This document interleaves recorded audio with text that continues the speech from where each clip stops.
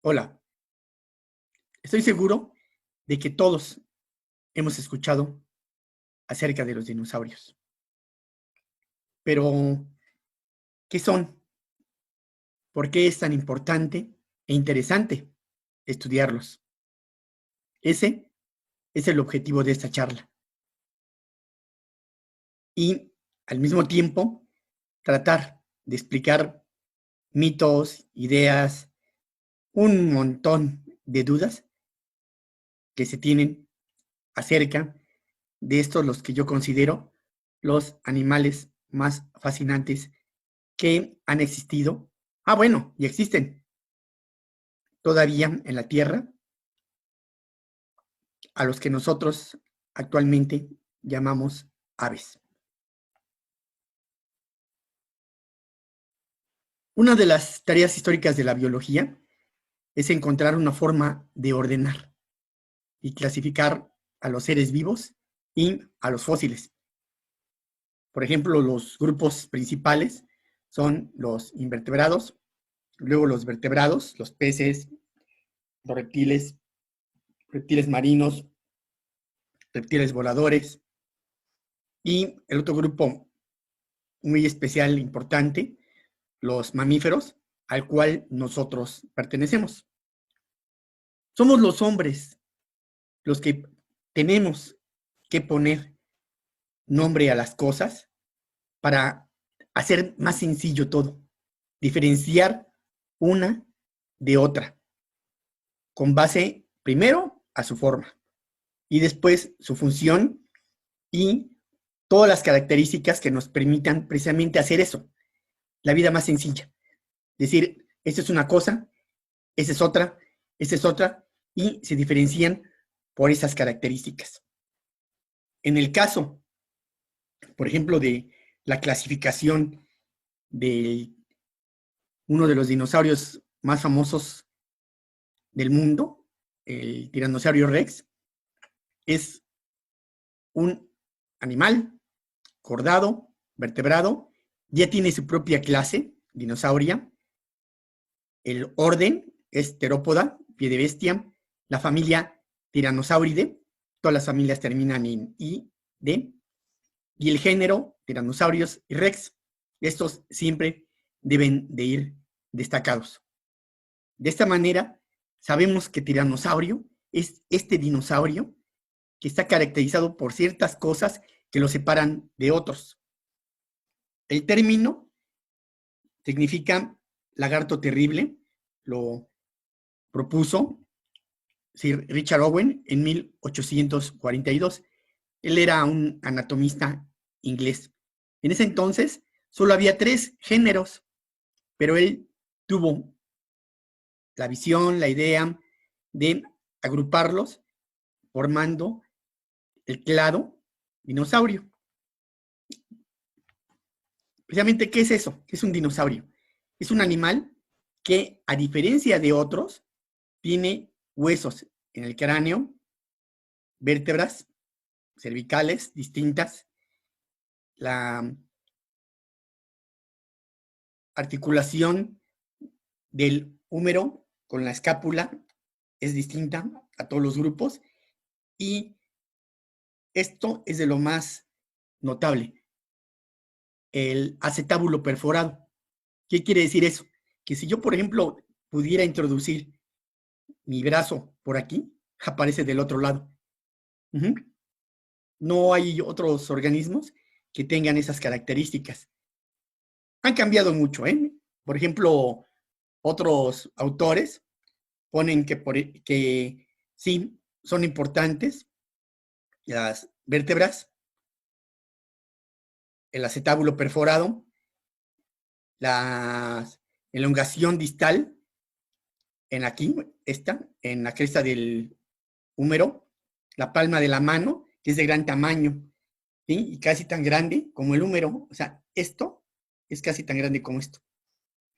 En el fémur, este hueso que está aquí, hay un cuarto trocánter, que es asimétrico. En la tibia, que es este hueso que está aquí, la cresta nemial, está dirigida de una manera anterolateralmente. Esto de aquí. Y lo que les comentaba, en la cintura pélvica hay un foramen acetabular, que es este hueco que está aquí. Es lo que diferencia a los dinosaurios.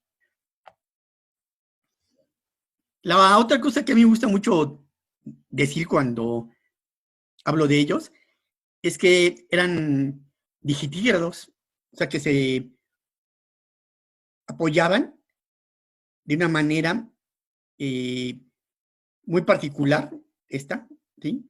En sus patas traseras, que estaban precisamente abajo del tronco.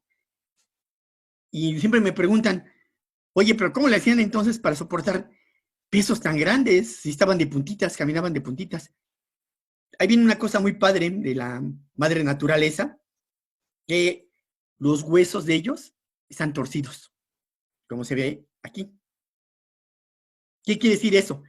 Que, por ejemplo, si nosotros queremos poner en nuestra pared un cuadro pesado, no lo colgamos en un clavo. El clavo recto lo hacemos en un tornillo, que también es recto, pero que tiene un montón de vueltas. Esas vueltas precisamente le dan más superficie de inserción al peso que vamos a colocar. Eso lo hacían los dinosaurios. De esta manera. Tenían un tejido adiposo aquí que les permitía precisamente formar, en algunos casos, columnas para soportar el peso tan grande que tenían. Hay muchas clasificaciones de dinosaurios, algunas muy recientes que han puesto en duda la tradicional, pero vamos a irnos con esta, de que los dinosaurios se dividen en dos, de acuerdo a su tipo de cintura tipo ave, los ornitisquios, que son estos de aquí para acá, y la cintura tipo reptil, como estos.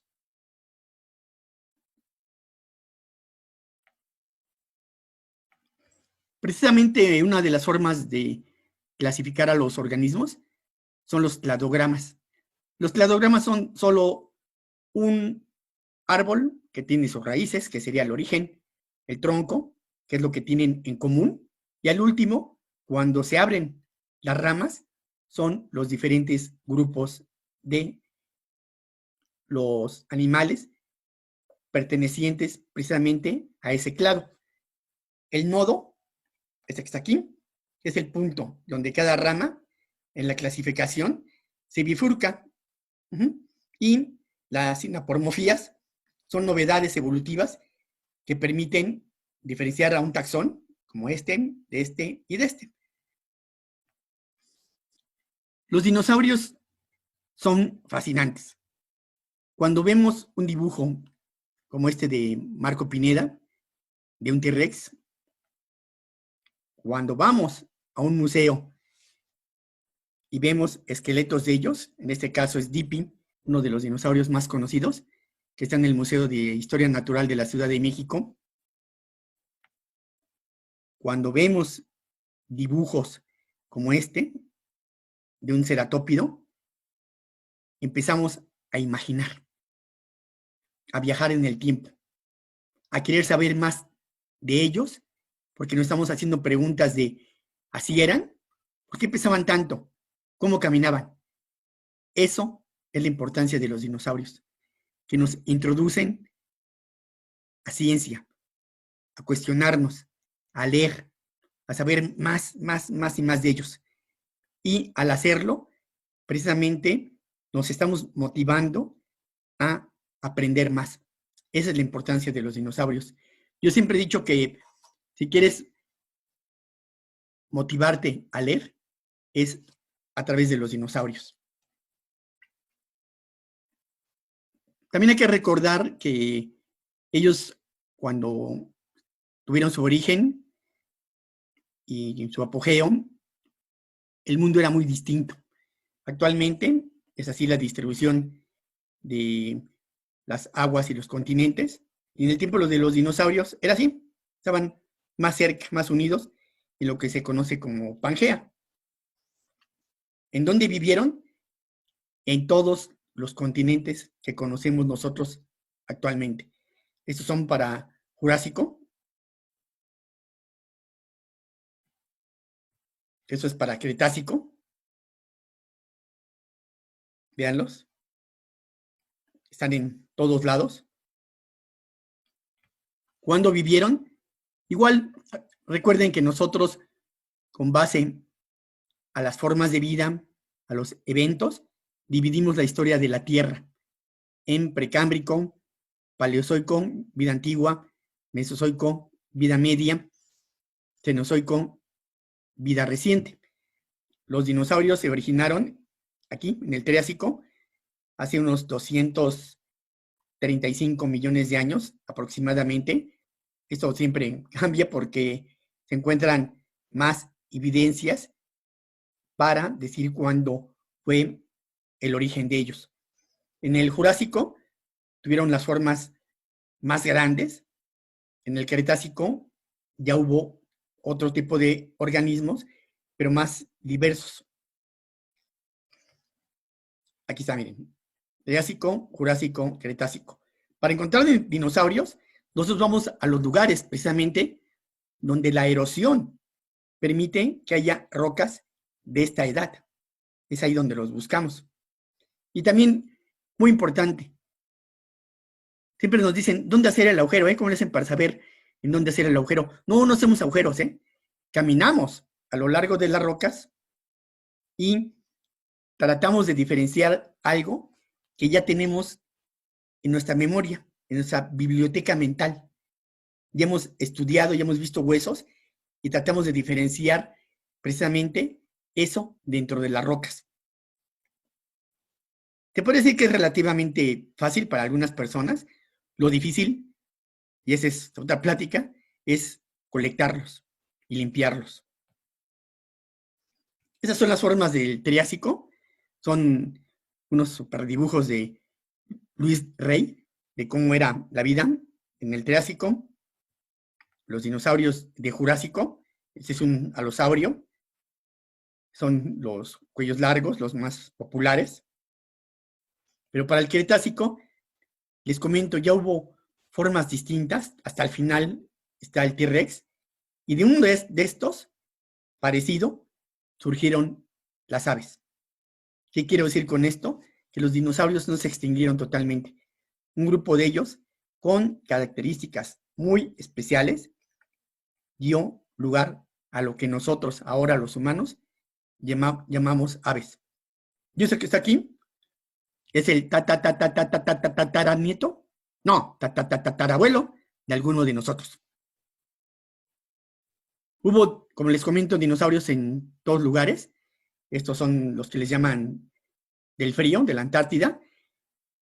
De hecho, se han encontrado en Australia, pero recuerden, es cuando esa parte que ahora le llamamos Antártida estaba pegada a este supercontinente.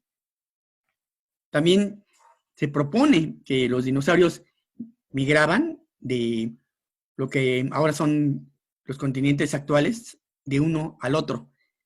Esa propuesta que está aquí es la migración de dinosaurios de Asia hacia Norteamérica. Y, por ejemplo, este que me gusta muchísimo, yo tuve la fortuna de estar cuando se encontró allá en China, el Wanlong, es, ahora sí, el abuelo del T-Rex, este. ¿Cómo eran los dinosaurios? Igual que todos los animales que conocemos, no tenían por qué ser distintos. Tenían precisamente su columna vertebral, su cerebro, su tracto digestivo, su hígado, sus pulmones.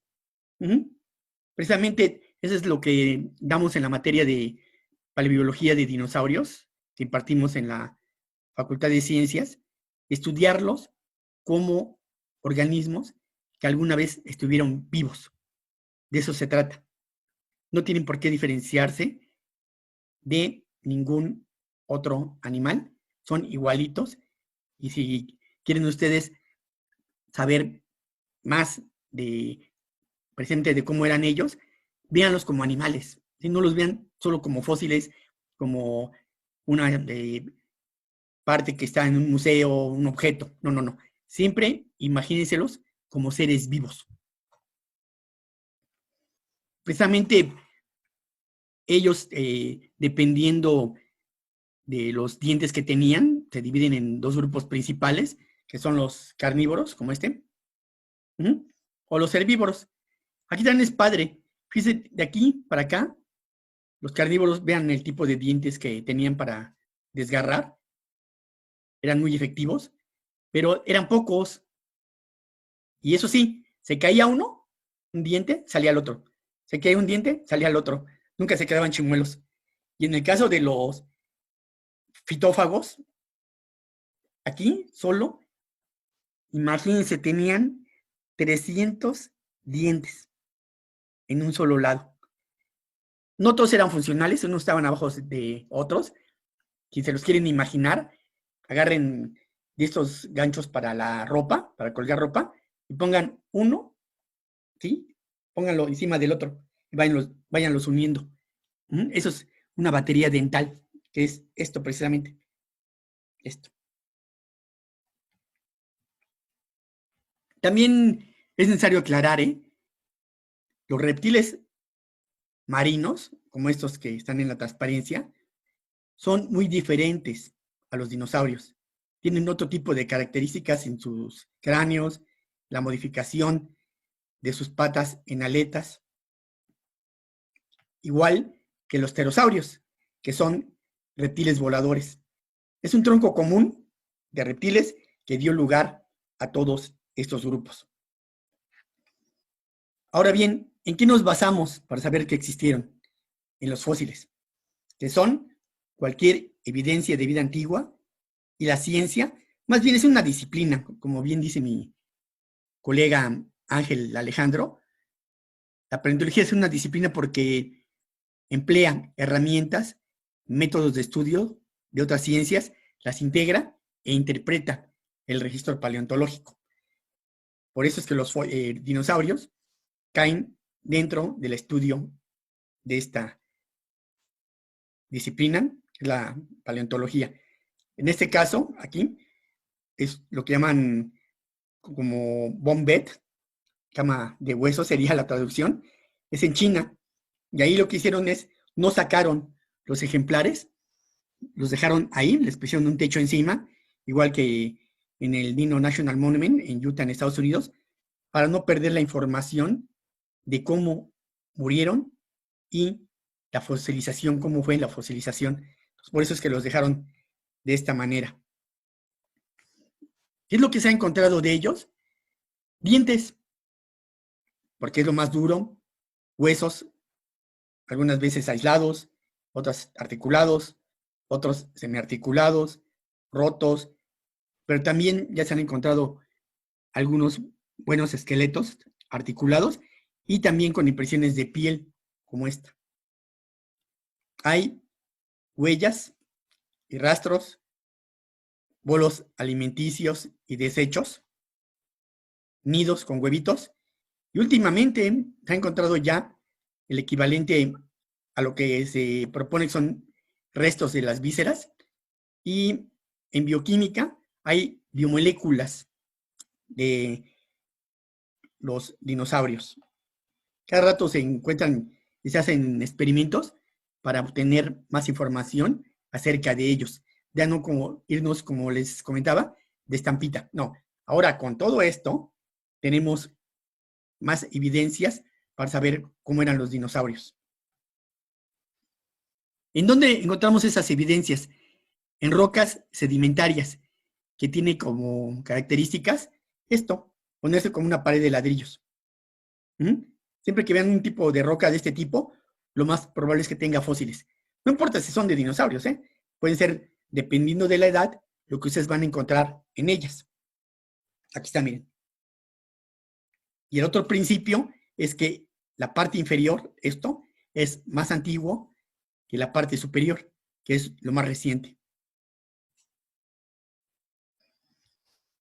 Las evidencias osteológicas directas se llaman, se forman después de la muerte del dinosaurio, comprenden huesos como estos que están aquí, que se descubrieron en Rincón, Colorado, aquí en México, que es una de las zonas paleontológicas más conocidas del país.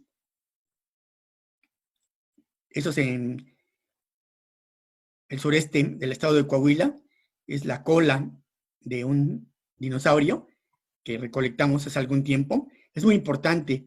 ¿Por qué? Porque es articulada.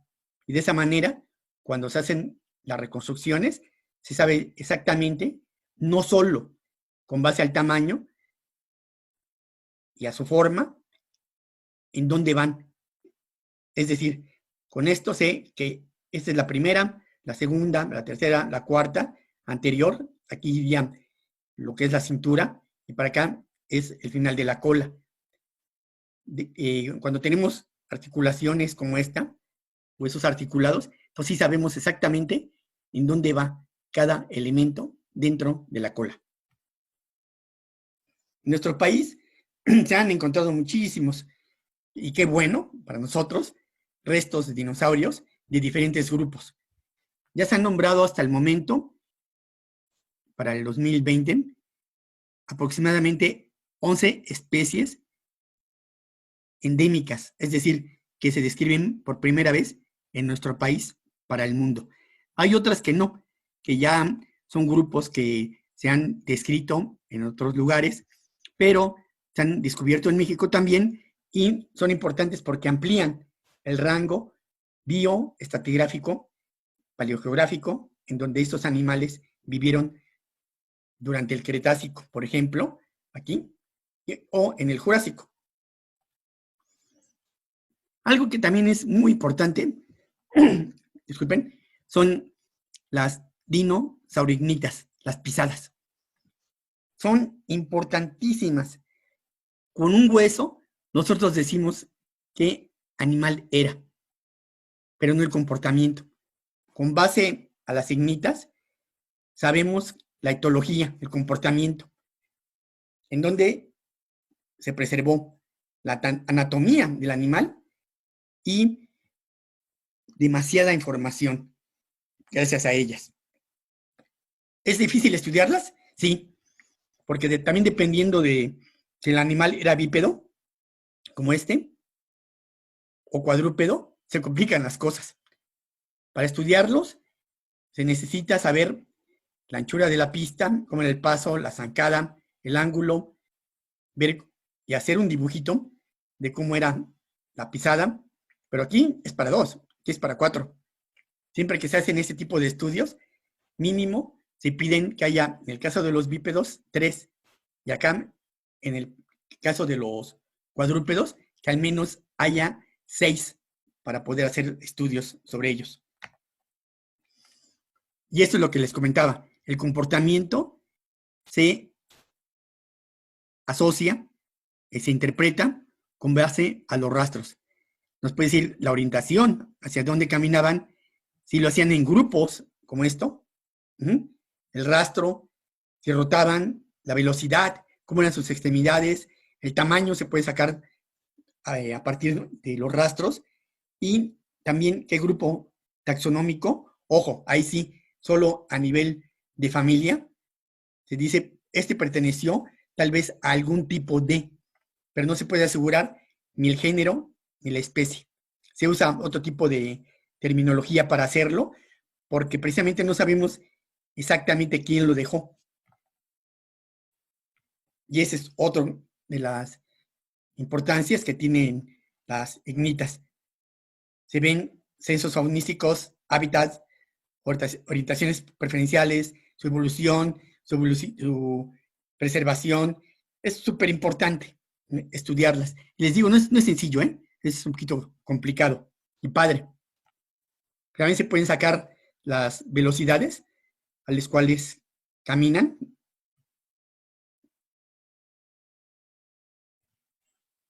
Y hay sitios maravillosos en donde se han descubierto, como este que está en Bolivia. Vean los fotógrafos y el rastro. que está aquí. Este es uno de los sitios más importantes. Se han sacado, como les comento, velocidades de ellos, con base a estudios comparativos en diferentes localidades. Véanlos, varían mucho en velocidad. Y aquí es donde uno dice, hey, fue verdad lo de Parque Jurásico, ¿no? Que iba hecho la raya el tiranosaurio ahí persiguiendo a los del Jeep. No, parece que no corrían muy rápido. Lo que sí es que tenían comportamiento social, viajaban en grupos, e incluso alguien ha llegado a interpretar en unas pisadas de Estados Unidos que era una manada en la cual en la periferia iban los adultos mayores y los jóvenes iban en la parte interior, los iban protegiendo porque estaban siendo atacados por una manada de carnívoros. Ahora ya no se sacan moldes, eso sí se lo recomiendo cuando encuentren pisadas. Era muy común tratar de sacar un molde de yeso para llevarse una copia de ellos y estudiarlos. Por favor, no lo hagan, ¿sí? Ya no se emplea. Si lo quieren hacer, ya, o sea, si quieren estudiarlo, pónganle mejor encima un plástico a la pisada, dibujen la imagen y hagan el estudio este que les mencioné. También ahora ya es muy común y bastante sencillo que se hagan estudios en imágenes, como por ejemplo a esta, siempre pongan una escala y tómenle fotos así, así, así, de lado. Con que tengan 21 fotos, no importa la hora, ni el nivel, lo único que es demasiado importante es pongan una escala y no la muevan de lugar, porque precisamente va a ser la escala la que en los programas de computación va a hacer que estos puntos se unan y formen una imagen. Esta es la original. Esta es la nube de puntos. Yo ya manipulando el programa tienen esto y esto. Lo pueden ya imprimir en una de estas nuevas impresoras digitales y ya tienen su copia. Y ya de esa manera no dañan el ejemplar original. Hay muchas pisadas en el mundo, Yo cuando empecé a dar este tema, me sorprendió. Hay más restos y más sitios con pisadas y con rastros que con huesos. Oh, ¿por qué? Claro, cuando un organismo muere, tiene determinado número de huesos que dejar. Pero, en cambio, cuando vivió, recorrió muchos lugares, demasiadas distancias, y en alguno de ellos dejó sus pisadas. En México no somos la excepción. Ese es un mapa de en dónde se han localizado pisadas de dinosaurios en nuestro país.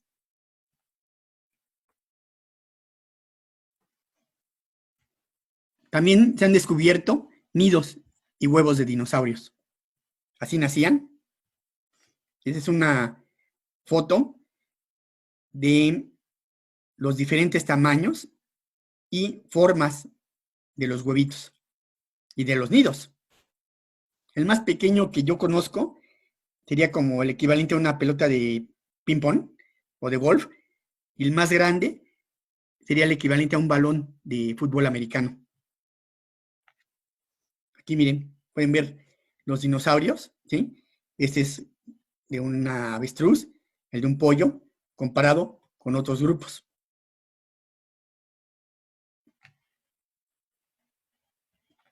Y son diferentes nidos de dinosaurios a la misma escala. Son de Trodón, de un saurópodo, de un cuello largo, de Mayasauria, que es de los más conocidos, un pico de pato de 6-7 metros de longitud. Ese es otro hadrosaurio. Y vean, varían en el número y en la forma en la cual colocan ellos los huevitos en el nido. Como este.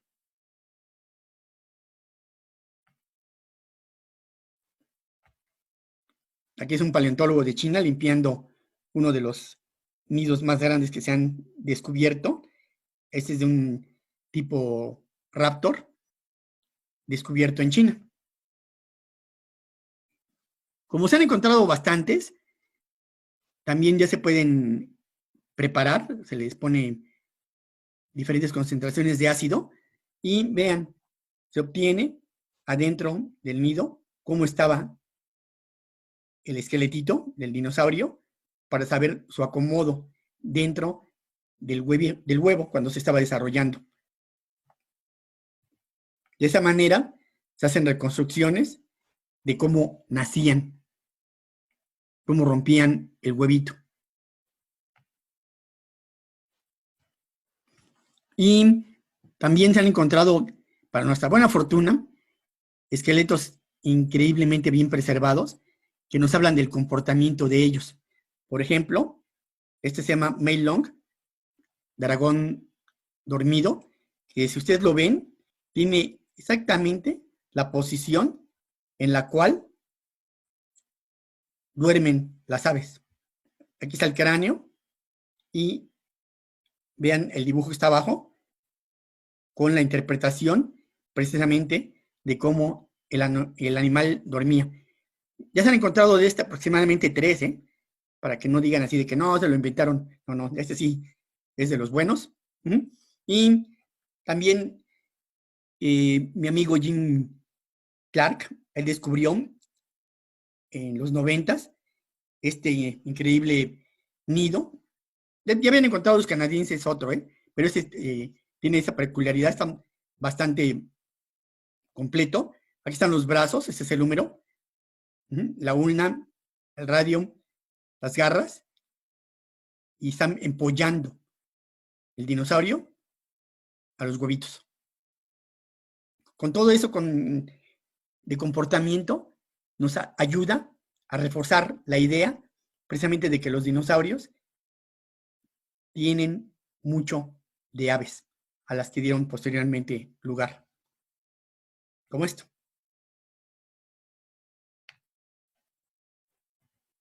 También ya se han hecho estudios de cuánto era el tiempo de incubación de los huevitos en diferentes animales. Se ha hecho estudios de aves, dependiendo del grupo, es de 11 a 85 días, en reptiles de 38 a 100 días, y se extrapola usando lo que llamamos nosotros tanto anatomía animal comparada como el principio de actualismo biológico, que para interpretar el pasado debemos saber del presente. Y para Protoceratops, uno de los dinosaurios más conocidos, y también como se han descubierto una cantidad enorme de estos dinosaurios, ya se propone que ellos incubaban en 40 días, los Hypacrosaurus, que es un pico de pato, en 82 días, y los saurópodos, que son el grupo de los dinosaurios de cuellos largos, era de 65 a 82 días. Y ese es un mapa de los lugares en donde se han encontrado restos de nidos o cáscaras. En México ya se han descubierto, en Baja California, y se tiene también un registro para Coahuila. La otra evidencia de restos de dinosaurios son la piel. Es padrísimo, miren. Esta es de Coahuila, esta es de Baja California, eso es de Estados Unidos. Con la piel, nosotros podemos hacer la reconstrucción, como esta serie de imágenes de Luis Rey. Se tiene el esqueleto, se le pone el músculo, se le pone la piel, y luego los colores. Los colores se ponen de acuerdo al comportamiento del animal, de qué tipo, si es carnívoro, si es fitófago, si es omnívoro. Se hacen un montón de estudios de anatomía, de comparación con otros organismos actuales, dependiendo de su comportamiento, para ponerles el color. No es fácil.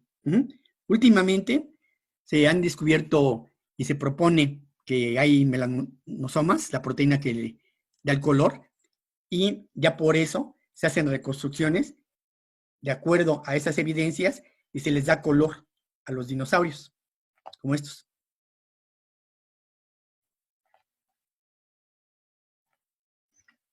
También ya se han descubierto vísceras. Este es Escipionix, es el dinosaurio que todo el mundo quisiéramos encontrar. Se descubrió en Italia, tiene de todo, y se propone que esta parte de aquí son la preservación de tejidos blandos internos, el duodeno, por ejemplo.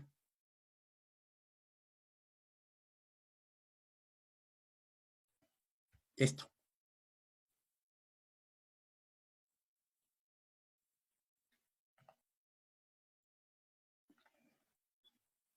Y últimamente se han encontrado células musculares. Esto lo desarrolló la doctora Mary Schweitzer. La anécdota es muy padre.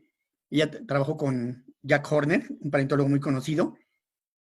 Cuando estaban colectando un tiranosaurio, lo tuvieron que dividir para poderlo colectar. Se cayeron algunos fragmentos del hueso. Y ella se le dijo a Jack, Jack, ¿me los podías regalar? Quiero meterlos en ácido para ver si aún después de mucho tiempo hay algo orgánico, algo que se haya preservado. Los metió el ácido, no es tan fácil, ojo, no es tan fácil. Se meten en ácido, se hacen con lo que queda después de la acción de esa sustancia y los fragmentos, el polvito que queda, se mete a estudios de resonancia magnética y RANAM, además de cromatografía. Lo que ella encontró fue esto, evidencias de vasos sanguíneos en T-Rex. Y después lo hizo en otros fósiles de picos de pato, de un ceratópido y de un saurópodo, y encontró esto.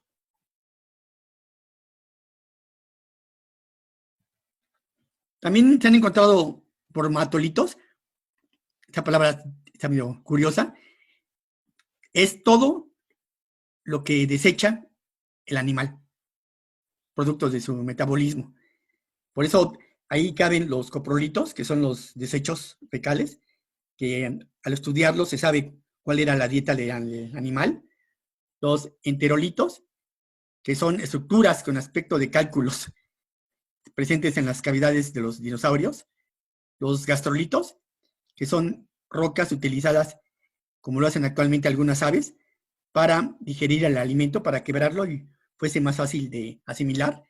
Y los urolitos, que son rastros de cómo hacían pipí los dinosaurios. Estos son los gastrolitos. Esto es un coprolito. Y haciendo estudios de estos ejemplares en saurópodos, en un titanosaurio, se encontraron hojas de angiospermas y gimnospermas, esporas de hongos, diatomeas, fragmentos de insectos y fotolitos.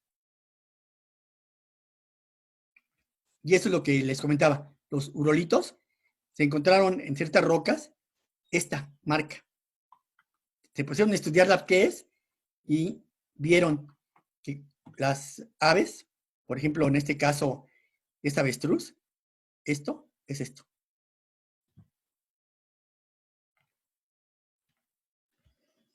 Ahora bien, ¿cómo se nombran los dinosaurios? Esto también es muy padre. Lleva mucha confusión en ocasiones porque aparecen grupos, desaparecen grupos. El trodón, que es muy conocido, no es válido porque el brontosaurio ahora sí es válido. Pero primero se les pone el nombre, para mí yo creo que es lo más conveniente, por el lugar en donde se encuentran. Por ejemplo, Tamaulipasaurus sería el reptil de Tamaulipas, por una característica en la forma del ejemplar. Trodón es diente torcido, pero por ejemplo, ya lo invalidaron porque no se describió con base a material que fuera muy completo. Es decir, era muy escaso e incompleto. Por una característica en el comportamiento, tiranosaurios, la palabra lo dice, el reptil tirano, cuando también se lo dedican a alguien, Lambiosaurios, en este caso, reptil de Lamb, que era un paleontólogo canadiense, o por un evento, Eoraptor, ladrón del amanecer. Y antes se proponía, de hecho, se sigue siguiendo un código de nomenclatura, cumplir con ciertas reglas, de ponerle los nombres con base a raíces griegas y latinas, como estos. Pero lo más importante, primero publiquen el nombre.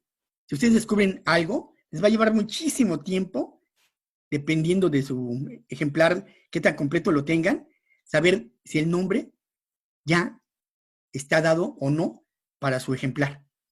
Son muchos estudios los que se tienen que hacer. Lo que se recomienda es precisamente que lo tengan completo, el ejemplar o de lo más completo. Mi amigo y colega Ángel Alejandro Ramírez fue el primero que ya propuso un nombre en náhuatl, ¿sí? Es Huehuecanalclus tiquichensis, es un pico de pato basal del Santoniano de Michoacán, tiene 84 millones de años. El nombre significa el pato más antiguo de Tiquicheo. Y eso es lo que les comentaba. Tienen que tener mucho cuidado porque si ustedes ven esta imagen de aquí, que es de un recién nacido, de un pico de pato, este también, ¿sí? Pero vean, en este estadio no tiene cresta, y acá sí. Si ustedes describen estoy seguro de que si no toman en cuenta los cambios que ha habido durante su crecimiento, a este le ponen un nombre y a este otro. A este un nombre, a este otro. A este un nombre, a este otro. No, tienen que describir ejemplares adultos. Ni jóvenes, ni adultos viejos, porque van cambiando mucho. Y con base a los huesos es difícil. Vean este de saurópodo. Estos son de Utah. No cambia la forma. Lo que cambia es el tamaño, pero nada más. Es como esto. Es la misma especie, pero miren el tamaño. Por eso es que debemos de tener cuidado al nombrar un nuevo ejemplar. Se tienen que tomar muchas características, ya no solo la forma, como les comento, sino que ahora es, dentro de la forma, el tipo de forma que tienen, claro, ¿sí? En los dientes, si tenían o no serraciones, hacia dónde estaba dirigida la sierrita, hacia abajo, hacia arriba, si la punta era roma, si era acusada, y hacer muchos análisis de lo que ahora se llama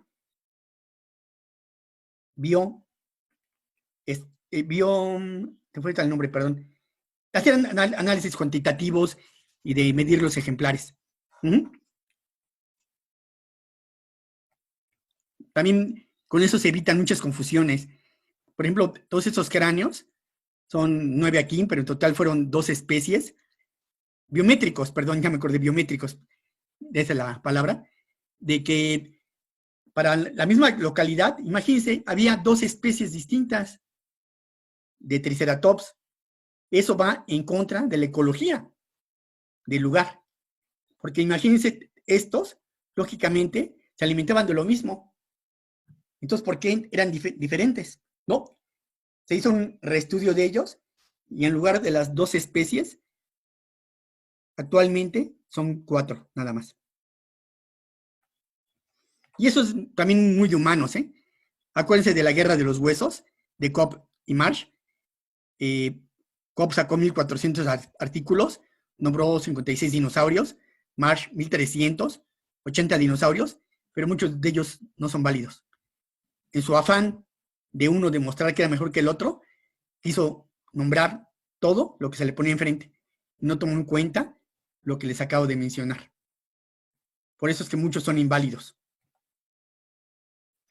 La otra, los tamaños. Eso nos fascina. Cuando doy pláticas, todos los niños me dicen, ¿de qué tamaño es este? ¿De qué tamaño era este? ¿De qué tamaño era este? Es muy difícil, ¿eh? Tienen que para poder decir exactamente el tamaño, necesitaríamos el ejemplar completo. Por ejemplo, el Diplodocus, que es de los más conocidos, de aquí para acá, son 27 metros, pero está hecho con base a 2 ejemplares. En cambio, este de acá abajito mide 1 metro y nos lleva a esto. Ojo, esto es grande, ¿sí? Esto, de aquí, de la punta de la nariz a la punta de la cola, es longitud. No se debe de confundir. Vean las escalas de este dinosaurio con un elefante, con una ballena blanca, con mis amigos que están con él, y con ese que les ponía de 1 metro. Con base a las pisadas, se puede sacar, usando algunas fórmulas, el tamaño de ellos. ¿Sí? Por ejemplo, esto de aquí. ¿Sí? Con esto. Es una propuesta, ¿eh? Hay varias. Y también, proponer los tamaños, como les comento, no es tan fácil. Aquí Jim Jensen está con lo que él encontró, solo esta escápula, y esto ya lo reconstruyeron. Y él entonces le ponía, que era uno de los dinosaurios más grandes, el Cephalosaurus, y le puso que medía unos 45 metros de longitud, pero solo tenía este hueso. Después ya otros paleontólogos dijeron, no, este no te mide más de 30 metros de longitud. Es mucho de humanos de querer saber cuál es el más largo, cuál es el más grande, el más pesado, el más todo. Véanlo de esta manera.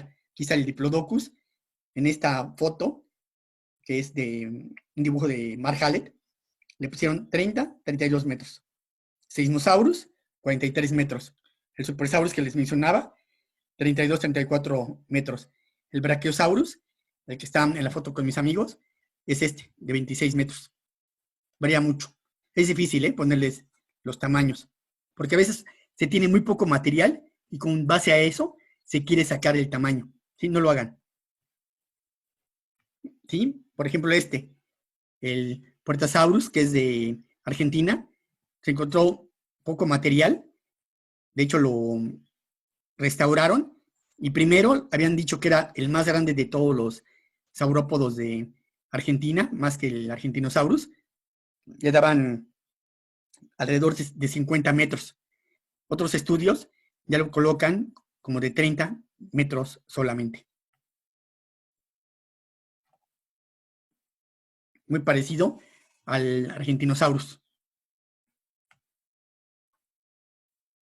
Y miren, eso también es curioso. El Micropachycephalosaurus es el dinosaurio que tiene de los nombres más largos y en cambio de longitud mide menos de 1 metro.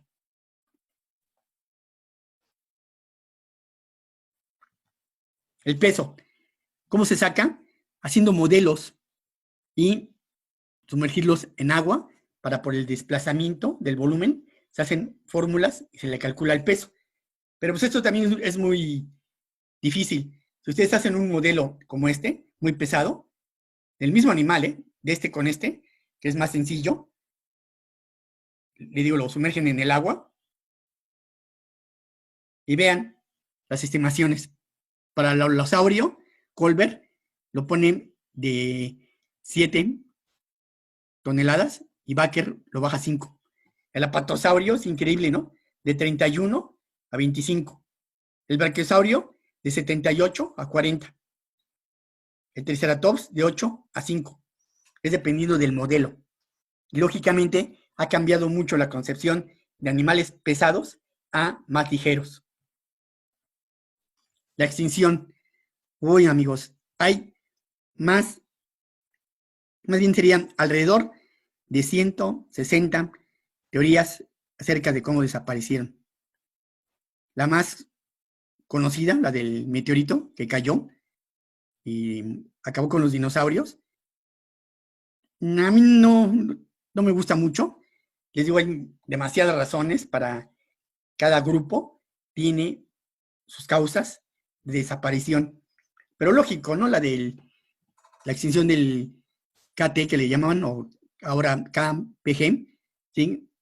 Cretácico Paleógeno, es la más popular, claro, por los dinosaurios, pero es muy selectiva en ciertos sentidos. ¿Por qué solo se acabaron los dinosaurios? ¿Por qué no se acabaron las aves que ya estaban, los mamíferos, las tortugas, los cocodrilos? Es como si ahorita cayera un meteorito que dijera, se van a morir los feos. Lógico, me quedaría yo solito. Yo estoy más de acuerdo en que los dinosaurios no se extinguieron, sino que un grupo de ellos dio origen a las aves hace 150 millones de años. Aquí también, perdón la palabra, es años. Pero ojo, es un grupo de ellos. No, yo no estoy diciendo que el T-Rex dio lugar a este, no, no, no, no, no. ¿Sí? Hasta el T-Rex se muriera de la risa. No, fue un grupo de ellos muy especial, ¿eh? Maniraptores se llaman, que son estos. De un Celophysis, huelosaurio, dio por evolución origen a esto. Pasando precisamente por todas estas etapas para la adquisición del vuelo batido. La versión tradicional sería esta, que de algún tipo de cocodrilomorfo salieron los dinosaurios. Aquí se extinguieron, pero este Archaeopteryx, que es súper importante, dio origen a las aves. Ahora lo que se propone es esto.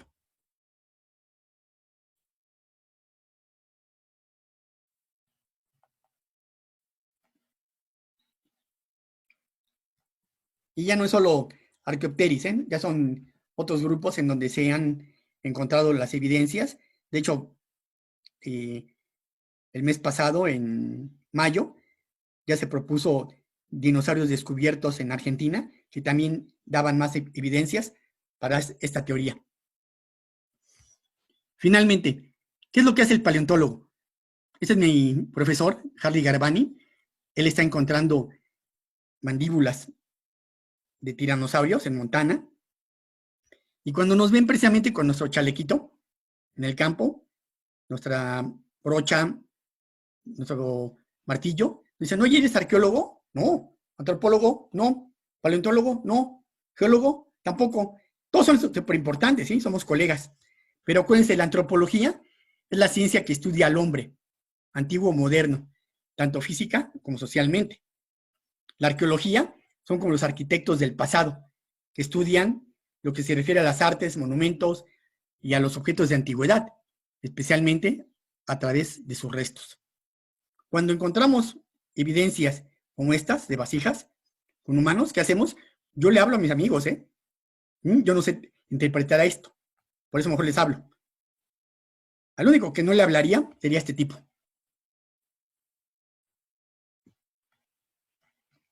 Con esto termino mi plática, diciéndoles, ante todo, gracias, que los dinosaurios son el mejor medio para motivar a los niños a leer e investigar.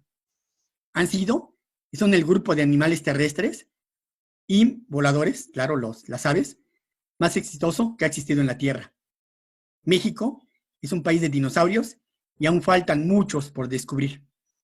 Estoy seguro que muchos de los niños que escucharon esta plática van a encontrar y a describir muy pronto dinosaurios nuevos para el mundo.